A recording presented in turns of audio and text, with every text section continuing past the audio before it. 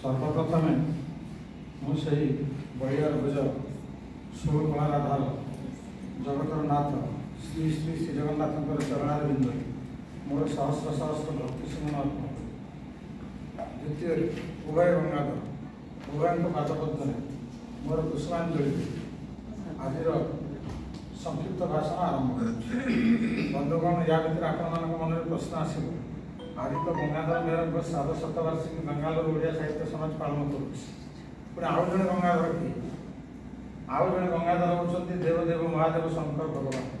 जी गंगा को मस्तक धारण कर शंकर भगवान को पादपद्म मोर सहस्र सहस्र कुसुम बंधुगण अत्यंत आह्लादर कथा जे आज बेंगालुर ओडिया साहित्य समाज सभापति गंगाधर मेहर श्राद्ध शतवार्षिकी पालन कर गौरवाभाव घटना कौन थी ये अभियान राजधानी भुवनेश्वर एवं विभिन्न महानगरी एपरिक सुदूर अमेरिका लंडन में सभापति गंगाधर मेहर विषय आलोचना कर 1981 मसीहा अद्यावधि आम राजधानी भुवनेश्वर प्रतिवर्ष मेहर श्राद्ध और जयंती उभय पालन कर निकट में श्राद्ध शतवार्षिकी आम पालन कर मेहर आविर्भाव होता आपण मानकर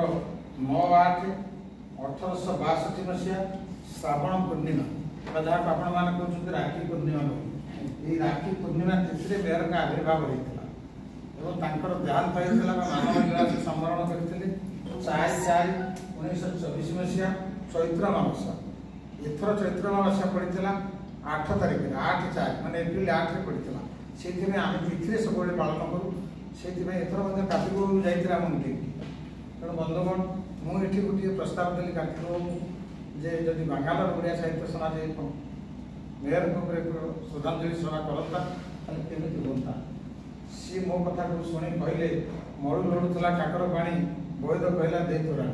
से न्याय से कहले गोटे उत्तम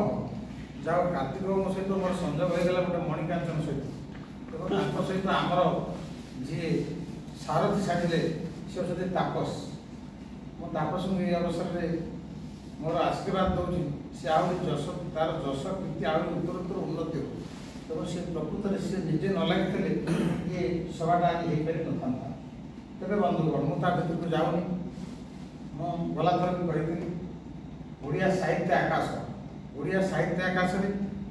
कवि सम्राट उपेन्द्र भंज होती सूर्य समान प्रतिवाद हो मध्याह्न सूर्य एवं सभापति गंगाधर मेहर होती चंद्र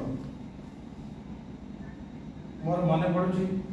कवि सम्राट उपेन्द्र भंज लावण्यवती गोटे पद मानसर हेले सीना मराळीर शिव मानसर हेले सीना मराळीर शिव घन नीर हेले सीना चातकीत शिव मन मने ही मिशिब आपण मन सहित मो मन मिशिब मन मने ही मिशिब आ चंद्र हेले आपण चंद्र हेले चकोरर तुषा मेटेब तेणु आपण मैंने जब चंद्र हे मुझे चकोर तेणु मो तृषा मेटी भावुँ मो तृषा मेटी तेणु बंधुगण यही जड़े कवि ये कवि मुझे तुमको मन पकाऊँ 100 वर्ष हो तुम श्राद्ध श्राद्ध कहला 100 वर्ष कविता तुम्भर जेते पढ़ुछि मु थरकु थर निठेई आउ हिया टळमळ आखि छळ छळ मुसते मुरे नाही मु भूली जाऊँ मु किए पढ़ी तपस्विनी पढ़ी प्रणगलरी पढ़ी हिंदुमती पढ़ी रसरत्नाकर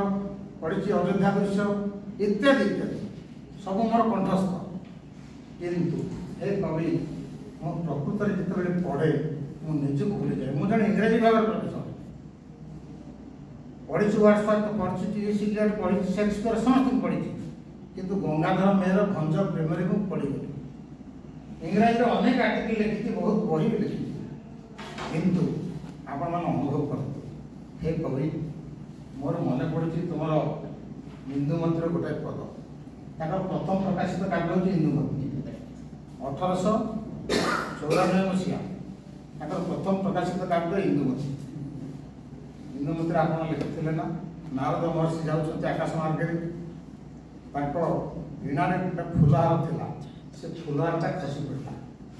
अज इंदुमती दिहे जाक विहार कर उद्यान से